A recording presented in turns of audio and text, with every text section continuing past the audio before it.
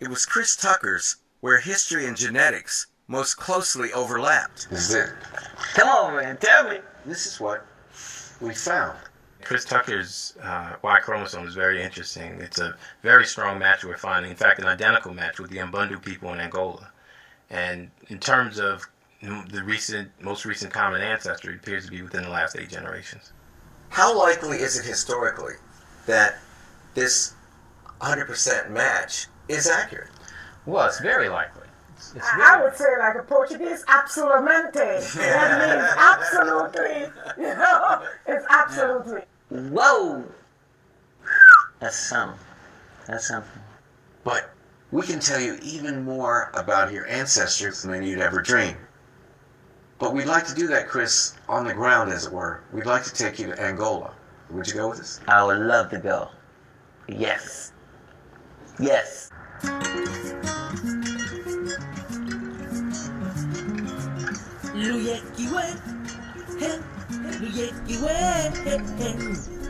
Located on the Atlantic coast of Central Africa, Angola is one of the continent's most fascinating countries. Conquered by the Portuguese in the late 16th century, Angola remained a colony until 1975. Then it was torn apart by 27 years of civil war. Today the country is finally at peace, it's rebuilding, and it's eager to reconnect with the rest of the world.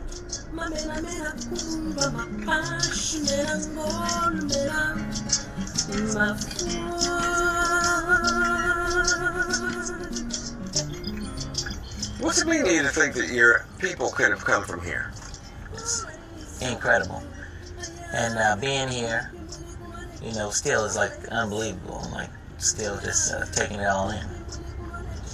Chris is not the only African American to have roots here. The research of the historian, Dr. David Eltis, suggests that 1 out of every 4 slaves who reached the United States came from the Congo-Angola region. To begin to understand what they endured, we're driving 1 hour south of Angola's capital, Luanda. Because this was the house of a slave trader, which now the country's turned into their National Slave Museum, and we're going to meet the director. Hello, how are you? Hello. I'm Henry Louis Gates. This is Chris Tucker. Nice to meet you. We're all aware of the dreadful horrors of the Middle Passage, but according to Dr. Amaral Gorgel, a slave's suffering began long before that. Tinha tratamentos horríveis. Muitos acabavam por morrer ao longo da caminhada. Iam à força, iam tirar o navio à força, e outros preferiam suicidar-se do que ir. São grilhetas para aprisionar os escravos. How do they tighten it up? They squeeze it so? How did they I know. They put this on afterwards. Just take this lock off and slide that out, and you put your hands in there and slide in. But man, look how tight your hands would have been in there. Yeah. And how could this place so peaceful and calm? This was the site of the bloodiest industry and trade in human history, African slave trade. I don't think that I could have made it from the interior to here, the 2 or 3 month walking journey. I mean, think about that. Before we even got on this torture chamber they called the slave ship. Our ancestors who showed up in the New World were some strong people, man. Because they had survived the internal march from the time they were captured, and then survived the god-awful Middle Passage across the Atlantic Ocean. This is a powerful start, but I want to go further back in time to when Chris's ancestor was first enslaved. Chris, this is the National Historical Archive, and this is where they keep some of the records concerning the slave trade. Wow, these are archives, all right. Gee, look at this, Chris. Look how old these records are, man. Goodness. Because it was a commercial venture. They, wrote down so many slaves we captured, we sold, how much they cost, everything. Boy. It's amazing. Got all these records. A lot of slaves, man. Somewhere in there, my great granddaddy. Yeah, probably. Here at the archive, we're meeting its director, the historian Dr. Rosa Cruz e Silva.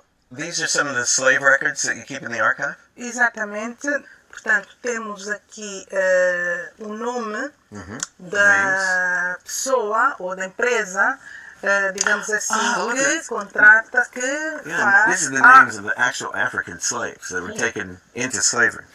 I've never seen that before, because usually in these records, often they would just not even list the African names. It would just say 19 slaves from Angola. But here, they list the actual names of the people. Exatamente. That's quite Nós simple. podemos encontrar nomes africanos, o que significa que estas pessoas ainda não tinham sido batizadas. So, a name like Joaquin, he'd been baptized. Yes. Yes, but a name like Kuyambo is an African name. Yes. Yeah, I see. Okay. Unfortunately, these records can't help us find Chris's ancestor.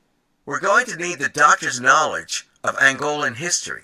Help me understand how his ancestor, Mbundu, ended up in the United States. How?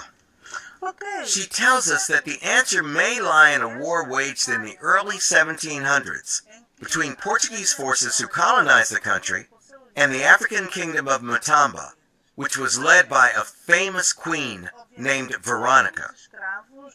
O reino da Matamba resiste à ocupação portuguesa durante muito tempo. A rainha Vitória se esforçou com o seu exército para expulsar os portugueses. Não tendo conseguido isso, obviamente que os escravos ou a população desse reino acaba por ser transformada em escravos para ir para a América. Your ancestors, she's saying, she fought with this queen Veronica who was tough and strong. But eventually, she lost. Yes. And when she lost, probably, the doctor's saying, your ancestor was then captured into slavery. To visit the place where those events took place, Chris and I fly east to where the kingdom of Matamba once lay. For Chris's ancestor, walking in chains, the agonizing journey to the coast would have taken over a month. Retracing his steps takes us less than an hour. We arrive at the region's capital, Melange, a city devastated by the recent civil war. Boy, it looked like it was bombed, man. Yeah, man, this was The site of, they had a huge battle here, Yeah. 1997, and the Mbundu fiercely resisted.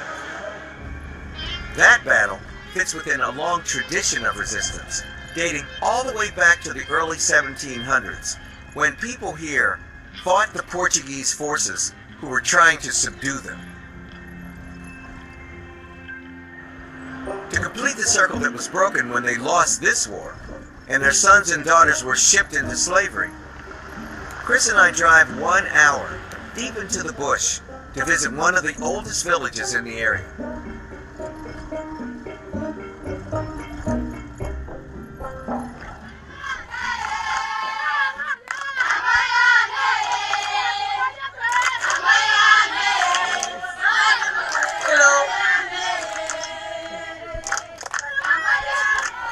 We're met by the village elder, Vicente João Manuel. Soba Kisako. This is Chris Tucker. I'm Henry Gates. Hello. Do your people ever talk about people who were sent away as slaves to the New World?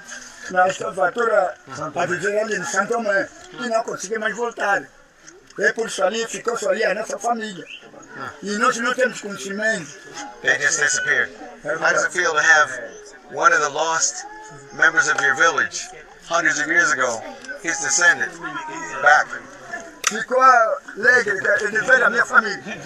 So he's happy to see you back. Thank you. I'm happy to be back. Viva Malandrinho! My people. Come on, sweetheart. Come on. Y'all come with us. Chris, I think you got some fans. Yeah, these are my people. We can't say for sure that this is where Chris's ancestor came from, but here, under the village's sacred tree, is the perfect place for a homecoming.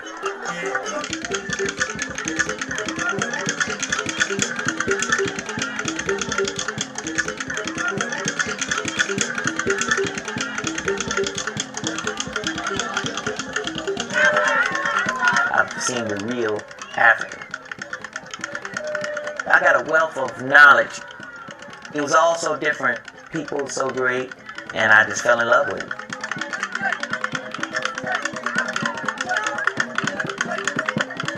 It's wisdom in knowing where you're from, and I know now.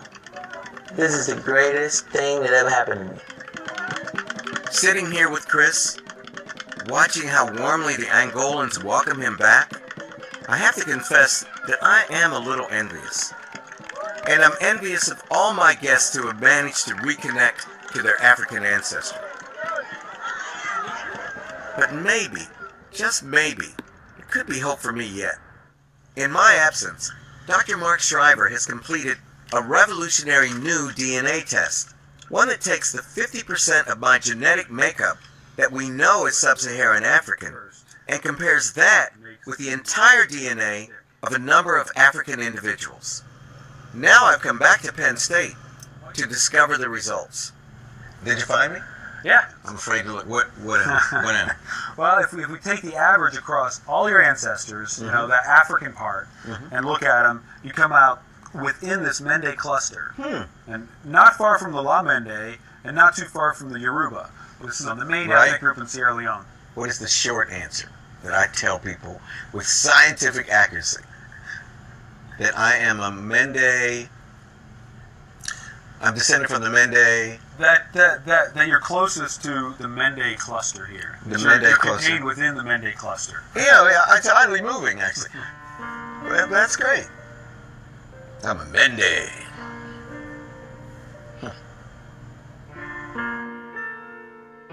Our ability to travel back into the past is still in its infancy.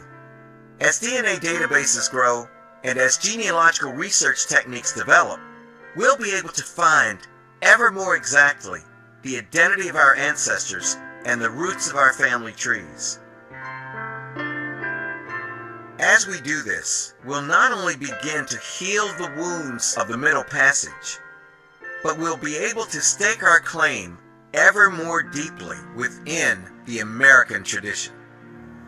I feel moved and amazed at the people who came before, and so proud of them. Log on to pbs.org to share your family history and start a PBS program club. You can also learn how to trace your own family tree and use our step-by-step guide to understand how cutting-edge DNA science is expanding our knowledge of our past.